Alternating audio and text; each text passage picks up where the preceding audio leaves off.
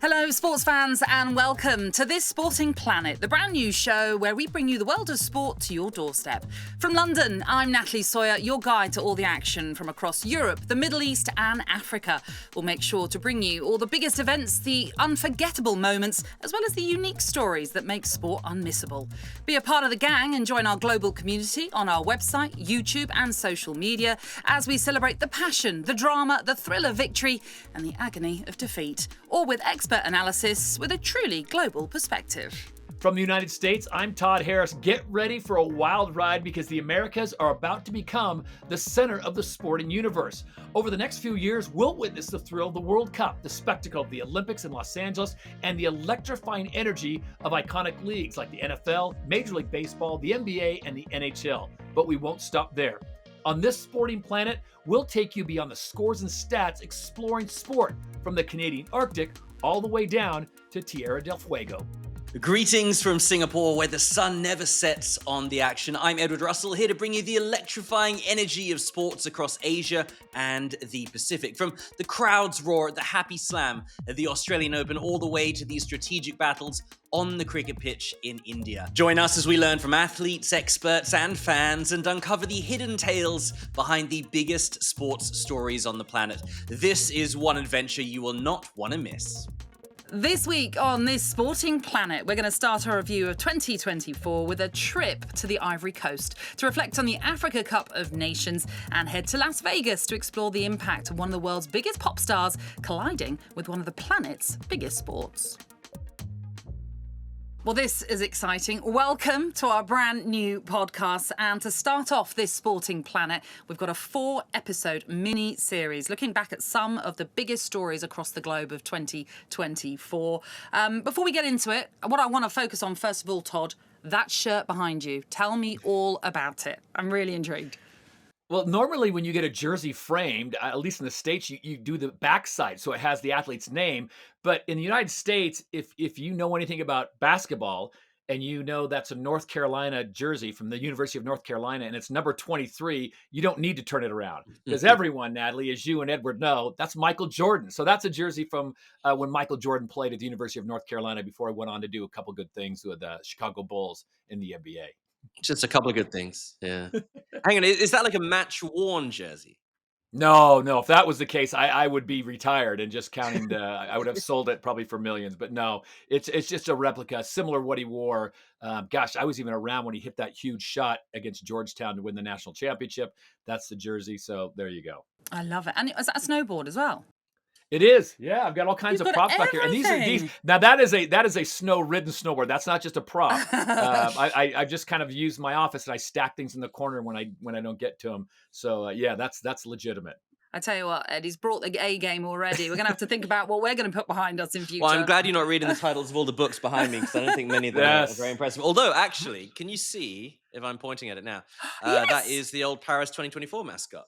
Oh, nice. Le Frige Well that I done, picked up in Edward. Paris when I was there for the Olympics. So yeah. Yeah.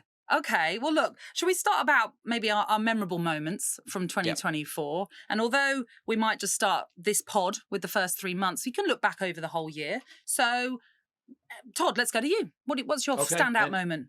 Well, I think Ed perfectly segued for me. I have to say the Olympics in 2024 in Paris, the Olympics and the Paralympics, I think, kind of the highlight of the year. But obviously in the Americas, there was the Super Bowl, there was March Madness, there was the introduction of Caitlin Clark in the WNBA, and just list goes on and on. But I think in the States, we're still kind of getting over the hangover of the Mike Tyson coming out of retirement against Mr. Paul situation. So we're just going to let that go. And with that, I think I'll just go ahead and hand it off to Ed.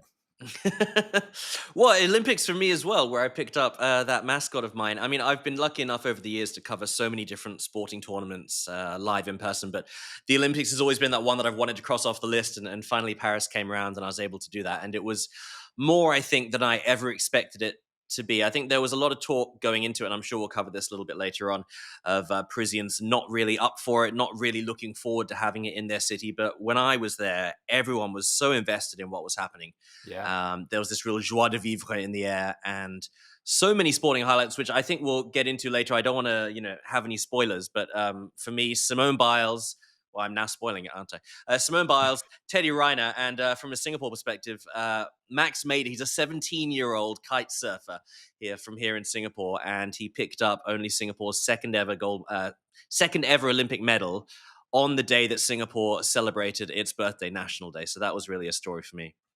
Hey, Natalie, I think we all were saying the Olympics were a big deal, but let's be honest. If we all had the assignment for the Olympics, as Ed and I did, I think we all would want to be at the surfing venue. That would have been the cherry on top. Tahiti. Yes. Right? I know. Tahiti. Come on. I mean, Come on. how glorious. I didn't get the passport and the visa for that one. But do you know what? I think it's a hat trick because I was, like you were saying there, Ed, that it was the first time I actually covered an Olympics at an Olympics.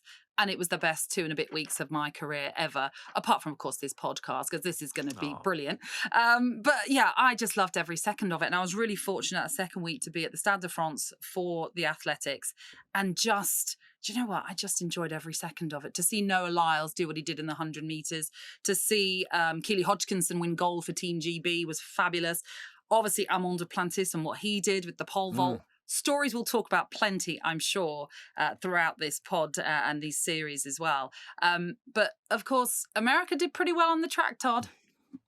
They did well indeed, and I think the name that kind of comes to my mind is Gabby Thomas. She kind of became America's sweetheart, winning 3 Olympic gold medals on the way of just being such a stellar person off the track as well as on. And I mean, it's hard not to root for someone that talented, that beautiful. Oh, and she went to Harvard, by the way, and they don't just let anyone in. I didn't get let in there. That intelligent as well. She really could have done absolutely anything with her life. I guess we're just glad that she did decide to spend her life on the track. Well, when you were there at the Stade de France, Natalie, were you like way up? Because the press seats, the spectator seats, were really like up in the gods. I've never experienced vertigo like I have up there. Oh, see, no, I was in a fortunate position. I was sort of midway, if you like, around the stadium. So we were pretty much on the finish line as well. Nice so, like I say, I know we were very lucky, I must say. I am still a little offended, though, that neither of you came and saw me at skateboarding and BMX. I mean, I'm just going to say it right now. I was there at Le Concorde. I watched the 3x3 basketball as well. Okay, we're getting somewhere there. That was skateboarding was big. So your paths crossed, but you just didn't meet up. That was all it was. Edward was too busy with his entourage, so I saw him go by with his groupies and all that, and I just said, you tried to get close, but they wouldn't let you, Todd. That was the problem. Exactly it. But just to go back onto Gabby Thomas, you spoke to her, haven't you? We're going to hear from her in a few episodes' time. What I love about her is when you've got like the showman that is Noah Lyles, I've mentioned him already. She is so serene. She's like one of those swans that, you know, on the river. She's just gorgeous and graceful. Obviously, is her legs going like this when she's running. She's incredible. She's going like mad. But yeah, she is a supreme athlete. Goodness me. I think the word that comes to mind for me is grace. And you pointed out, we'll talk with her actually on the red carpet at the USATF Night of Legends that I had a chance to host in Florida on This Sporting Planet. But she's graceful on and off the track. And I started a little thing at the banquet, which I hope gets some traction. I would love for her to run for president of the United States. And we're not going to get political here on This Sporting Planet, but I even started a slogan, GT for you and me in 2028. Does it work? GT for you and me in 2020. I like it. Oh, she'd love that. You heard it here first on This Sporting Planet. There we go.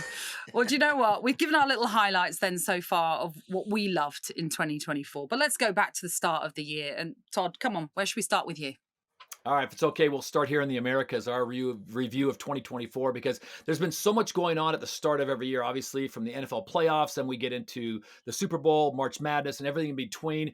Fans of American sport all over the globe are spoiled for the choice of the start of the new year because there's just so much. And I think you have to start, obviously, with the NFL playoffs. I mean, the Super Bowl really kind of caps off our sporting year. And when you think of the Super Bowl last year, it was the Kansas City Chiefs going against the San Francisco 49ers. Big game, great matchup. But there was so much drama off the field because, of course, T-Swizzle. Taylor Swift of the World Tour, her boyfriend, Travis Kelce, he was playing. And the whole thing was she was in Japan at a concert. This doesn't have anything to do with the NFL, football, period. Taylor Swift, you know how big you have to be to supersede the NFL? Taylor Swift big. And she was in a concert in Tokyo, and the big question was, will her private jet make it to Las Vegas in time for the game? Of course, she made it. And of course, the Kansas City Chiefs won the Super Bowl, and her and Travis Kelce on the field kissing.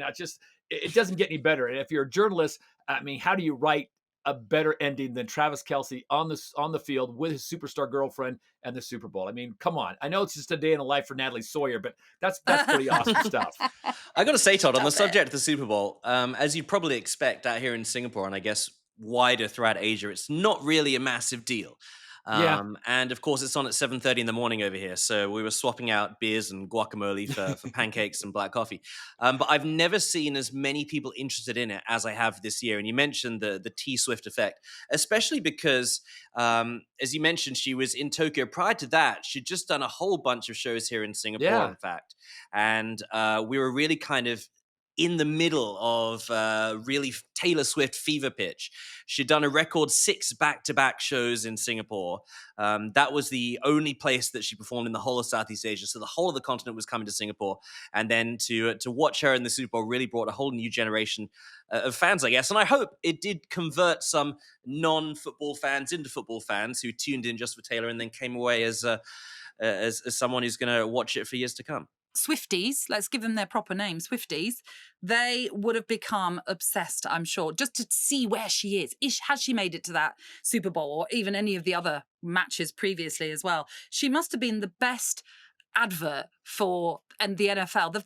And in terms of it being free for them as well, Todd, they must have been like clapping their hands, rubbing their hands together and thinking, we've done brilliantly over this. Yeah, like the NFL needs any more help in that department. I mean, we're talking almost 124 million people watched that event, and that's a rise of almost 8% from the year before. And so, obviously, you know, Edward talked about it, the people that tuned in the middle of the night or early morning over in his part of the world. Natalie, your part of the world, people tuning in a little bit earlier. But I just think the NFL, you know, I think there was a couple of years ago in the UK, Natalie, correct me if I'm wrong, there was talk about a Super League. And people were like, oh, you can't do a Super League. And I wrote an article one time that there's already a Super League. It's called the NFL because their footprint is not just the Super Bowl month of January, February. The NFL is imprinted across the year on almost every single month, whether it's the draft, whether it's the off-season workouts, kickoff, opening day, playoffs. They just continue to go almost every month of the year. So their imprint is massive. Well, you only have to look at the reach it's getting in Europe now. I mean, you're right. For us, in terms of time, it's the middle of the night watching the Super Bowl as it was most recently. And you've gone from one game being staged in Europe, I think in sort of 2007, the first one was, I think it was, to now getting regular games at Wembley, at Tottenham Hotspur's Stadium, previously at Twickenham. Now we've got it in Germany as well. Yeah. It's just growing and growing in popularity, this sport, which it doesn't need it, like you say, in the sense of it's massive. It's already massive. But that reach is just getting bigger and bigger. Yeah, that Tottenham Hotspur Stadium has a full permanent dressing room, doesn't it, for football with the chairs and everything like that, because the guys are too heavy to sit on the normal footballers' benches. They have to sit on those pop-up chairs. Just that one bit from the Super Bowl, I mean, it was such a fairy tale for all, I guess, apart from that little bit where Travis Kelce pushed over Andy Reid, which they then moved to Taylor Swift, and Taylor's like, oh no, this is going to hurt my image, isn't it? Yeah, she's amazing, guys. And I just wonder, somewhere out there, they've got to be someone marketing to capitalize on this. Can you imagine having a game, an NFL game in a great city like London or Singapore, where before the game or after the game, there's a Taylor Swift concert? I mean, can you imagine? What an idea. She's got to do the Super Bowl halftime show. Halftime, you would think. Well, she was too busy, obviously, perhaps with her concerts beforehand to really think about that. True. And also, maybe we should just let her be a fan from time to time, especially when it's her boyfriend that's involved. But I get your point. I mean, that one, again, would just add more eyes onto the Super Bowl. And was I reading right that Kelce shirts flew out of the shops because of this, obviously, relationship he has with Taylor Swift now as well, Todd? Yeah, I mean, the merchandise is just crazy. I haven't seen the numbers on that, but the merchandise already with NFL jersey sales are just over the top. His jersey is obviously one of the most popular ones. Patrick Mahomes, his teammate, the quarterback for the Kansas City Chiefs, is one of the most popular. But yeah, I mean, Taylor Swift got into it. One of the other players on the Chiefs, the fullback, his wife is now doing merchandise as well. So it's just a case of the rich keep getting richer, and whatever Taylor touches, it just shoots to the top. But the NFL wasn't the only big story. Obviously, the NBA All-Star Game, March Madness, which is the university level player tournament, which is awesome. And then the introduction, and I think this was amazing, was Caitlin Clark. Female athlete coming out of the University of Iowa, basketball player, and she pretty much transformed the WNBA. She got drafted by the Indiana Fever, really good college player, but a lot of people thought, well, will that talent translate to the WNBA when she's playing against pros?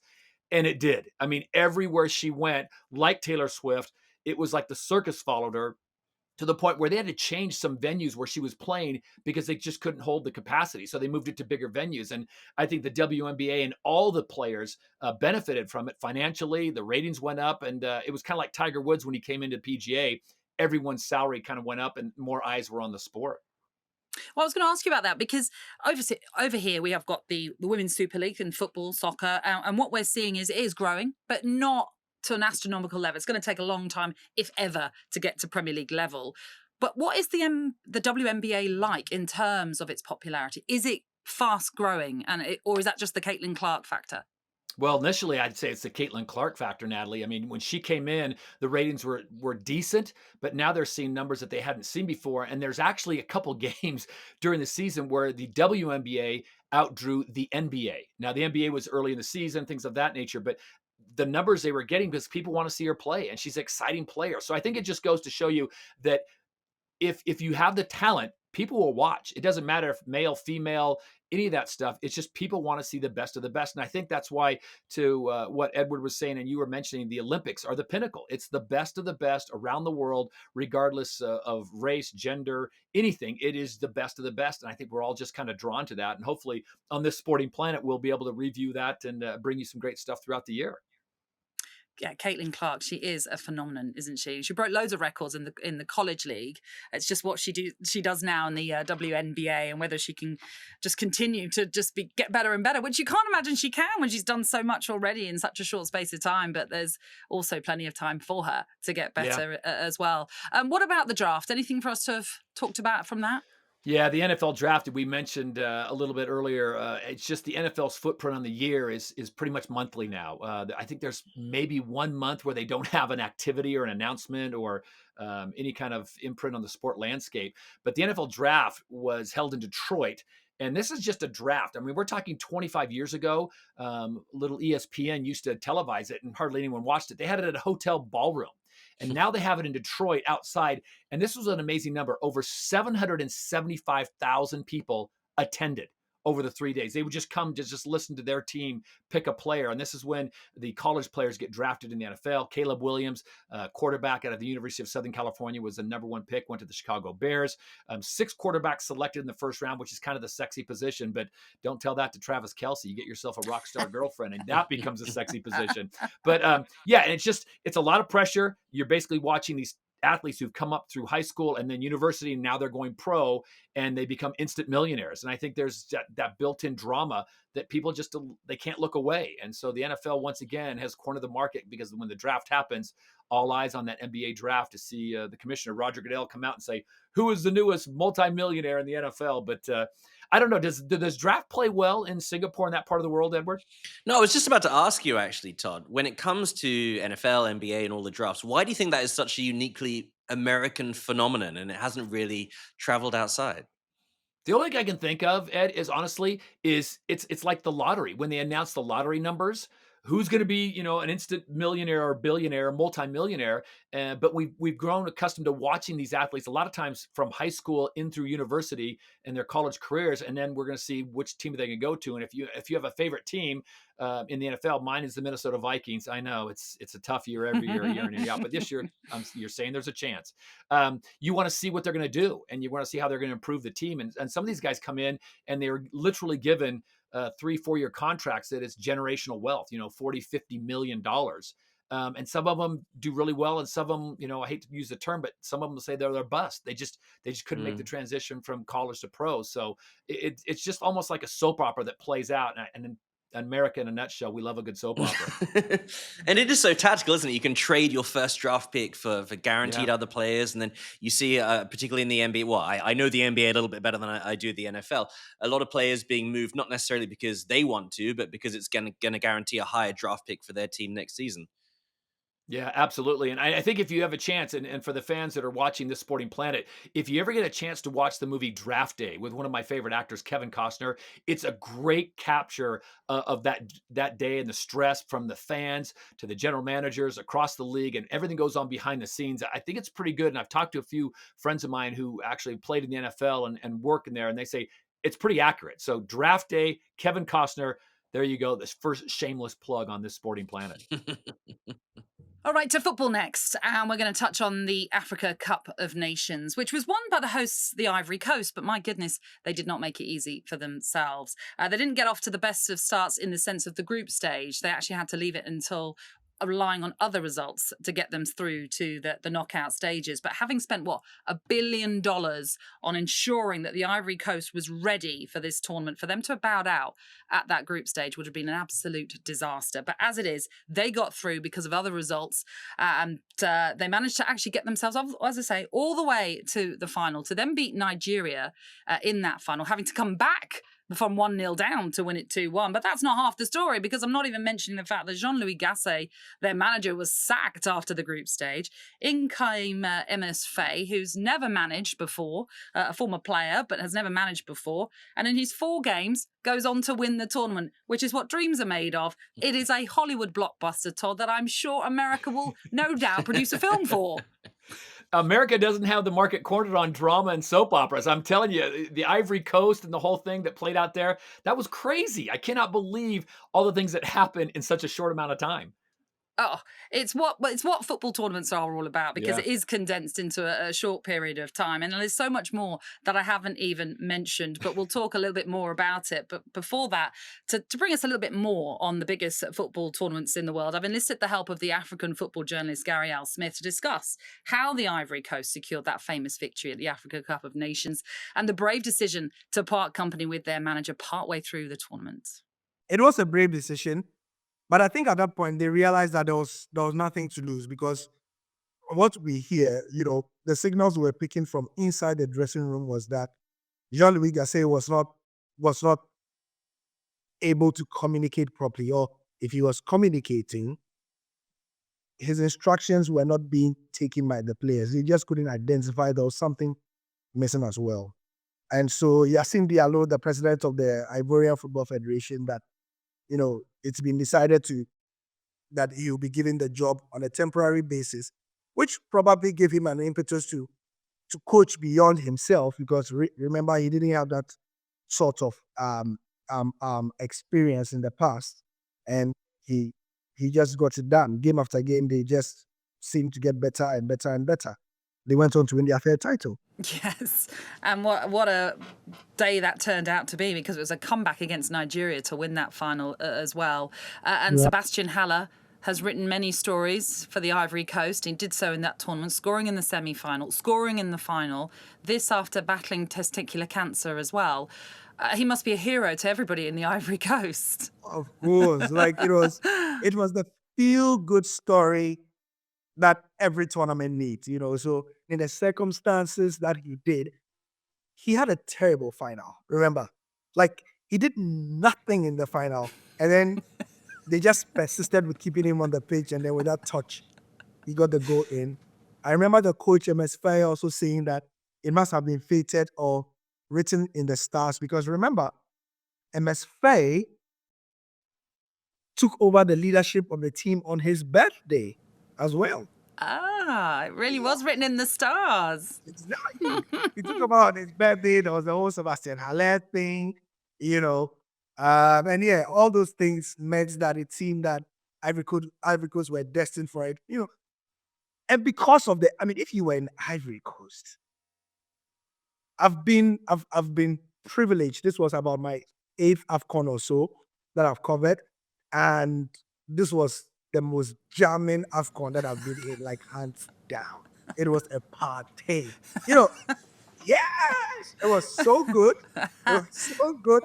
Yeah, and it felt like, guys, you need, for all they've done, the infrastructure, the roads, the quality of the facilities, the pitches and everything, you have to give these people something, So it felt like that, and it seemed just deserved for them to win in the way they did, yes. Just remind us then about those celebrations. When Ivory Coast sealed that victory over Nigeria, what was it like? What were the people like? The hosts, the fans, what were they like? And how did they greet the team when they must have had trophy celebrations?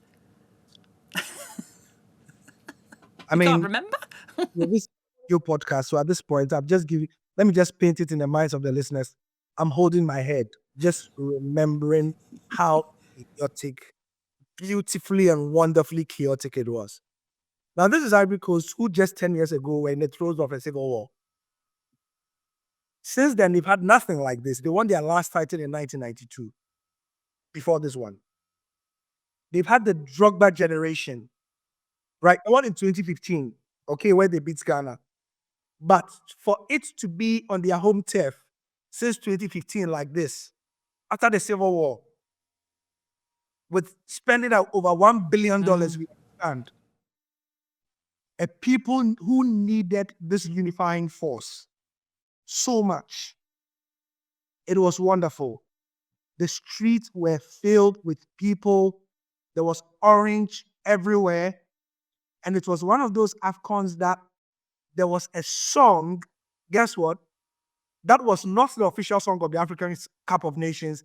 That became the official song. So the official song of the AFCON, and then another song that had just gone viral that had been. So it was Coup de Mato. It was called Coup de Mato. And they had a dance, bam, bam, bam. And like everybody from president to the kids on the street to even the neutrals, it was like a party atmosphere across the country. And it was wonderful. The abiding image in my mind was that in the middle of a street in Abidjan, there was a range. No, it was a Maserati that has stopped in the middle of the road. The occupants of the Maserati, obviously rich, have stopped to join a public bus. The people had gone out of the bus and they were all jamming in the middle of the street, in the middle of Abidjan, and nobody had a care in the world. They were just jamming because the Ivory Coast were champions of Africa. Like, it's so organic. It's not something you can script, and that is the AFCON what it is. It's so organic, it's so raw, it's so fresh, and it's so pure. So that was African journalist Gary Al Smith in conversation with me. And if you want to hear more from that, then you can tune into our This Sporting Planet YouTube channel, where we discuss plenty more on that incredible success for the Ivory Coast. Yeah, such a great chat. There was that moment when you asked Gary about the celebrations and he went quiet because we can't see the video. I just imagined he'd partied a little bit too hard that night and didn't remember anything of what happened. Which is that's why I said, do you not remember it? But I think as much as that the whole campaign was a fairy tale for the Ivory Coast, I did love that line where he said the residing image in his head was a guy hopping out of his Lamborghini and mixing it with the people on the street. And there is nothing like sport to bring people together. The unifying power of sport, absolutely incredible. Young and old, from all different backgrounds and all different demographics, coming together to celebrate a collective victory. Nothing like it.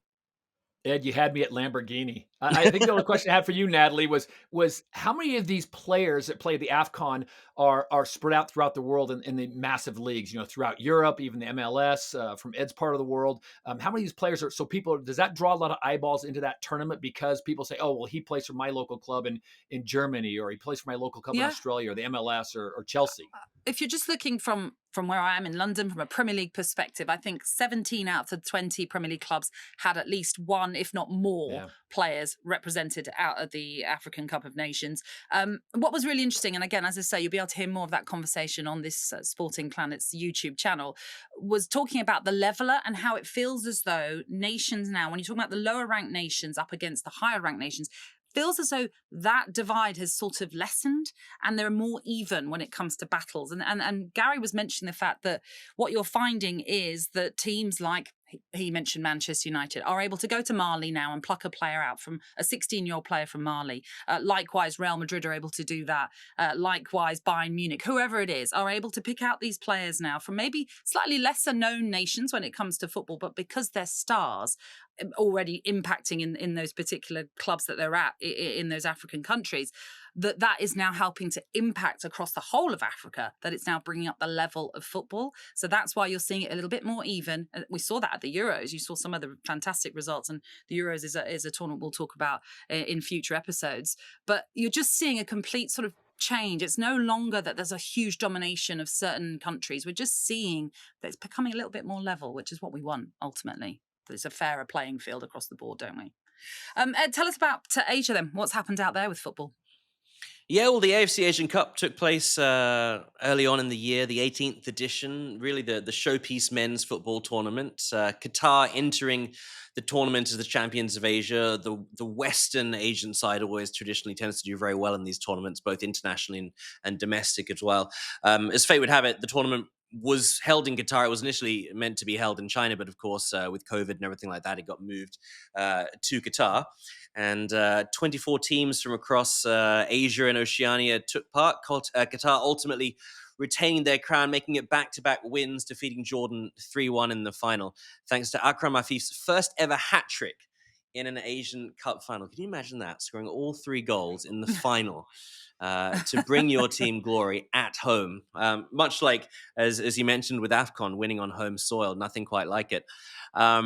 Their second AFC Asian Cup title at Qatar, they won it in 2019 in the UAE. And it was a fantastic tournament. And I think just it goes to show how some people might question why certain countries in Asia and particularly in West Asia host these massive tournaments and perhaps think that, it's purely a financial thing and there's no real sporting culture or pedigree in the country. And it just goes to show that, these countries deserve to host these tournaments because they are as good on their continental stage as anyone else. But yeah, start of the year, so much going on in Asia. The Badminton Asia Team Championships took place in Malaysia. China won the men's, but I think the biggest story was that India won the women's title. It was India's maiden title in the history of competition, whether that's men or women, led, of course, by a huge name in this part of the world, the 2-time Olympic medalist PV Sindhu. We had the World Aquatics Championship that was in Qatar, one of many events. We've already talked about some that took place in the Middle East. No surprise that the likes of China, the USA, and Australia really dominated that, although there were some athletes who complained that it was a little bit too close to the Olympics this time around because of how all the calendars changed. So we saw the likes of Leah Manchon deciding to give that one a miss and focus on the Olympics. And hey, that paid off, didn't it, that decision? Because it was the first time, I think the first time ever that a long course world championship was held in an Olympic year. So while some, I guess, saw it as ideal preparation, others saw it as a little bit too close for comfort, and they didn't want to expend too much energy on an event so close to one that happens only every 4 years. Ed, can I ask you a question? Because this is something that I love to watch, is badminton. And it comes around every few years with world championships, whether it's the Olympics, but I feel like it's the summer equivalent sport of curling. It seems like when the curling comes around with the Winter Olympics, everyone gets excited about whether Everyone it's loves the pants or the curling. teams.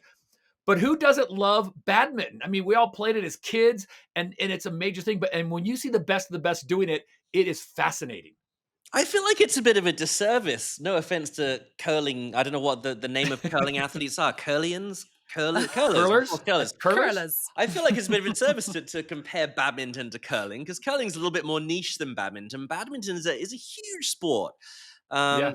And whilst it is big in Asia, of course, so one of the biggest names in badminton is Victor Axelsen from Denmark, and it's huge in Scandinavia as well. And you're right. I think some people look at tennis and assume that badminton doesn't require as much physical exertion as tennis. But when you see it live in person, the speeds that these shuttlers are hitting the shuttlecock is absolutely insane. And the sweat pouring down the faces of the badminton shuttlers. I mean, I don't know if any of you saw badminton at the Olympics, did you? I didn't get that chance. I didn't get the chance, unfortunately. The only thing that's quite unerring about badminton is that if you did see it, Todd, they all play next to each other. Yeah. From one court to the next to the next. And I just don't know, it must be so distracting because you hear cheering on the court next to you and you're trying to focus on your own game. It must be so hard to do so. Yeah, it's not like a serve at Wimbledon, match point. It doesn't get quite like that. But I feel like badminton in the States, I would have to say the one sport that's really coming up and people are still kind of, is it going to take hold? Is it not? But financially it is pickleball. Pickleball seems to be the new hot thing. So I love anything that gets people outside and playing. I'm all for it. Yeah, pickleball, paddle. That's the other thing over Paddle. here. Everyone's loving paddle as well. But look, should we talk about the first major in tennis, the Australian Open, obviously? That kicked things off when it comes to a Grand Slam in 2024. The Happy Slam, the first Grand Slam of the year, yeah. I was lucky enough to have been to the Australian Open many times at at Melbourne Park. And there is just something, there's that je ne sais quoi. I know we mentioned it earlier on about the Olympics. Everyone is just so excited to be there. It's scorching summertime in Australia. Yeah. And actually, to be fair, it's kind of like the US Open that not everyone is going because they're necessarily tennis fans. They just want to have some beers and enjoy the spectacle that is tennis. But what a spectacle it was. Yannick Sinner winning the Men's Australian Open, the youngest men's champion since a certain Novak Djokovic in 2008, and the first ever Italian winner of the Australian Open. And if you've been to Australia, you know how many Italians are there. So in many ways, he's like an adopted hometown hero. You know what's crazy to me about the Australian Open is I watch it every year, parts of it. The fact that it comes on, middle of the night, early morning, and usually it's around the same time that in years past I've been at the X Games in Aspen, Colorado. So to be in Aspen and it's snowing and cold and we're doing snowboarding, and then you see the people like Edward down there in Melbourne, and they are just baking and just having beverages. It's like, how is this happening? It's just, again, the globe is shrinking. But yeah, from the freezing cold slopes of Aspen at the X Games to Australia's first big Open. Well, the common Australian Open. denominator is ice. You've got ice that people Yeah. are skiing on in Aspen, and then you got ice in Australia that people are wrapping around their necks to try and keep No cool. ice in Aspen. It's fresh powder. It's always powder. Oh, okay. Sorry. But I think what amazes me as well, how late into the night these matches can go Yeah. in Melbourne. It's madness, really, how late they can go. And you sort of think, how are they doing it? Because especially with these tennis players, they sometimes have to come out the next day or even a day after, and they've still could have played a 5-setter, hence why they've gone so late into the night. The US Open has that problem as well, doesn't it? Yeah. Especially, I think there's been some criticism that the women are, when they're scheduled after the men, you could have an epic men's 5-setter, and then the poor women have to come on at about 2, 3 a.m. in the morning, and everybody's gone home because, they got work the next day. Yeah. But we should talk about Italian tennis because it looks like they're going through a bit of a renaissance, or maybe they're just building a new empire. Perhaps that's what they're doing. The Roman Empire, yes. Indeed. It's incredible, though. And, you mentioned Yannick Sinner, world number one, having a fantastic season. Jasmine Paolini, likewise in the women's game as well, reaching the final of the French Open and Wimbledon too. And actually, if you look at the way that the men's tennis in particular, I think if you look at their rankings, it is stacked with Italian players in the top 100. I think you're looking at about 9 or so, which I can't remember the last time we talked so much about Italian tennis and how well they're doing. Yeah, 8 Italians in the top 75 of the ATP rankings. It's funny, isn't it? Only a few years ago, Fabio Fognini, whether you love him or hate him, he's called the Pope in Italy because whatever he does, people seem to love him. But he is like Marmite, and his performances are very much like that as well, actually. He can rage, he can abandon matches halfway through. And that was kind of the pinnacle of Italian tennis for quite a while. And then you look at it now, Yannick Sinner, not just the world number one, he won the ATP finals in Turin. And Italy are investing so much in tennis to bring the ATP finals there and have this real... they have a lot of challenger events as well, actually. So they're really concentrating on bringing up the next generation of Italians. You've got Lorenzo Musetti, who's 17th in the world. Then the likes of Matteo Berrettini, who is a veteran really at 28 amongst some of these Italians who are coming up, and Lorenzo Sonego there in 51st, just in the ATP rankings. Then you mentioned, of course, Paolini in the women's side of things as well. It really is a new empire. I like that, Natalie. Let's switch our attentions to boxing, shall we? A fight that was meant to happen in February was actually postponed until May, but it was one of the biggest heavyweight fights of the year. It saw Tyson Fury taking on Alexander Usyk. This was a fight that had all 4 belts for the very first time on the line, and it was a fight that went the way of the Ukrainian Usyk, who came through to win it in a split decision. It was massive here in England in terms of coverage, in terms of anticipation for it as well. Did it match that where you were, Todd? Was the anticipation just as big for this? Yeah, I think a lot of it is yes. And in the US and the Americas, I think people are so, I don't say historically involved in boxing. You go back to the heydays of Muhammad Ali and Sugar Ray Leonard and things like that. And I think they're hoping to get back to that. But now the landscape is so crowded, not only with boxing, but with MMA kind of filling in as well, that it's difficult to decipher what is a really true big title fight and what is another fight for another belt with 3 letters in front of it. So I think it gets lost in the shuffle just a little bit. But, I think the purists, the people that really love boxing, that follow it, definitely we're going to get up. They're going to buy the pay-per-view. However they're going to find it, they'll find it. Doesn't matter what time of day. I just think right now boxing is going through, I don't say a transition period, but they're trying to find their footing. And I think it's going to take characters, personalities, and talent to get them back up there. Because to be honest, I think the UFC has kind of pushed them to the side a little bit. And I think MMA has kind of filled a lot of that void. Now, does that mean it's going to stay that way? No. And I think a lot of people don't want anything to do with MMA. They want the pure science of boxing. But I think the rematch will be fantastic. Obviously, that's going to be a huge ticket item. And of course, then you have to put in the episodes, or I'd say exhibitions of Tyson versus Paul. And where does that fit into the landscape? Because I know that was very underwhelming. Netflix had their technical issues, and I think a lot of people are still, I don't know if Ed got up in the middle of the night to watch that, but Edward, come on, you got to watch that as a boxing fan and been like, did I really get up in the middle of the night to watch this? You know what's funny, actually, because you mentioned MMA versus boxing. I've got to say, here in Asia, MMA is a lot more popular because its roots are so grounded in Asian fighting styles. You've got Muay Thai, kickboxing, and not only the UFC, but One Championship is very popular over here as well. And some of the biggest stars are Asian. And the traditional boxing, I would say, is a little bit lost in this part of the world because the majority of the boxers that are out there now and historically have done well are either from Europe or America. So there isn't that kind of cultural heritage here. Ironically, and I know that you're not a big fan of the Logan Tyson bout, Todd, I think here in Asia, it brought eyes to boxing that perhaps wouldn't have been on it before. And also, we managed to get a pretty good time to watch it here, actually. It was about, I would say, afternoon, early evening, and we didn't have any of the streaming issues that I know you guys had over there in America and Europe, perhaps because fewer people were watching it over here. But I do think there are many people, I guess, of the younger generation who are Logan Paul fans who are now boxing fans. Well, actually, maybe that might be a little bit too...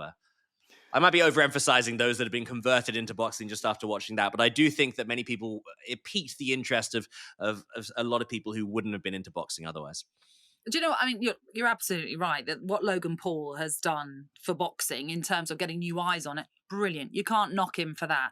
But my problem with it is it really genuine boxing that you're seeing? It probably isn't. I mean, of course it is to the point that it is sanctioned. It all goes through the right, regulations. But really, are we seeing a true boxing fight? I mean, come on, coming up against a man who's, how old was Mike Tyson in the end? 58. 58, that's what I was thinking. I think if you can separate it into a new category and maybe not see it as a boxing match, but more of a kind of WWE wrestling entertainment type thing, then perhaps there's a space for it. I don't know. Yeah. Well, we're reaching the end of this first part of our look back at the sporting stories of 2024. A reminder that this is the first of a 4-episode mini-series that you can listen to and watch wherever you get your podcast. But before we finish, I think it's only right we get a little bit more of an opportunity for us to maybe highlight something we've not yet mentioned. I'm going to take you back to March in Glasgow for the World Athletics Indoor Championships, which we mentioned the World Aquatics Championships not so long ago. That, for many, would have used as a bit of a practice, bit of a dry run, not so much in the swimming pool, but anyway, when it comes to the Olympics, and we certainly saw that in Glasgow, you had the Netherlands Femke Bol breaking the world record when it came to the indoor 400 metres. She's simply incredible, and I love the fact that she's called Bambi. There's a number of reasons she's called Bambi. Some suggest it's because she's clumsy, but some also say it's because she's graceful like a reindeer. But she became the first Dutch woman to win that indoor title, and as I say, it was one of those events where people who did turn up did use it as that practice for the Olympics. And we saw some names written into the history books in Glasgow who also went on to write their new history at the Olympics. And I'm talking Julian Alfred, who won gold in the women's 60 metres in Glasgow, winning a gold for St. Lucia for the very first time. And a certain Thea Lafond, if you remember her from Paris, she actually won gold for the Caribbean island of Dominica in Glasgow for the women's triple jump. The Olympics, of course, we'll talk more about in a couple of episodes' time, but that's just worthy of a mention, that Glasgow World Indoor Athletics Championship.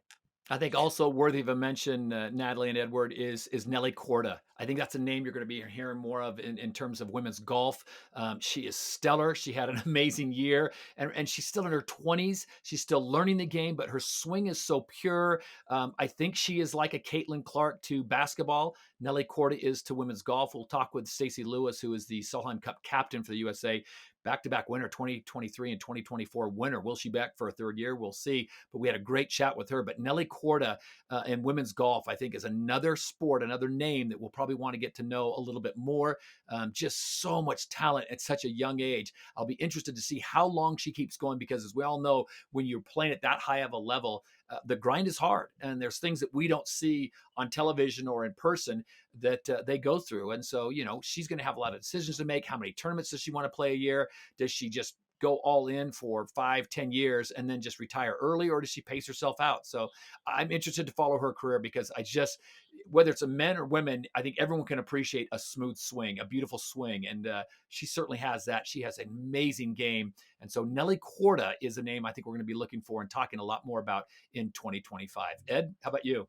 I was just quickly, Todd, I was going to say, I find it interesting she went into golf when obviously her family background is in tennis, with her dad, a Grand Slam champion, Peter Korda. I just find that interesting as well. But yeah, a name to look out for. Ed, go on. Yeah, I think it speaks to how busy a sporting year it's been that we haven't even brought up Formula One of the biggest sports on the planet, and one that is continuing to grow in popularity thanks to Drive to Survive. And of course, that upcoming Brad Pitt film now, which I'm very excited to see. We're very lucky in this part of the world that this season, the first 5 races were in Asia: Bahrain, Saudi Arabia, Australia, Japan, and China. Saudi Arabia again there featuring, I think it's like the 4th time now that they've hosted an F1 race this year. And Max Verstappen won 4 of the 5. The only one he didn't win was Australia. That's because he had retired after starting on pole, and Carlos Sainz won that one. And I think at that point of the season, we thought that it was going to be a bit of a cakewalk for Max Verstappen to win yet another world championship title. Thankfully for the neutrals, it didn't quite end up like that. He didn't have it all his own way, especially in the second half of the season. But what a start it was for the Dutchman in the first few races of the Formula One season this year. Well, that is the checkered flag for this week, so to speak. Well done, Edward. Well done, Natalie. Make sure to subscribe to the show via your favorite podcast provider so you never miss an episode. And you can also find the 3 of us on social media. On Instagram, search for NL Sawyer at the.todd.harris and at Ed Russell. That's where you find us on Instagram and social media. That's right. In the next episode, our attention turns to the end of the domestic European football season, as well as another Champions League trophy for Carlo Ancelotti and Real Madrid. Afghanistan surprised many at the T20 World Cup, and which golfers will dominate 2024 with the Olympics and the Solheim Cup in the diary alongside all of the majors. We'll be talking, in fact, to the US Solheim Cup winning captain Stacey Lewis, among others, so that is one not to miss. So from Ed, Todd and myself and the whole of this Sporting Planet team, thanks for listening.